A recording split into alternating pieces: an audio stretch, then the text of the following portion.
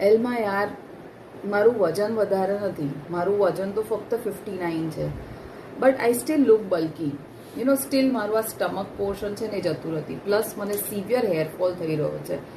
Please કંઈક કર, help me out. આવા જે લોકો આવી રહ્યા છે ને અત્યારે સ્પેસિફિકલી મારી પાસે, એમના માટે આ કોમ્બિનેશન બેસ્ટ છે. વાય?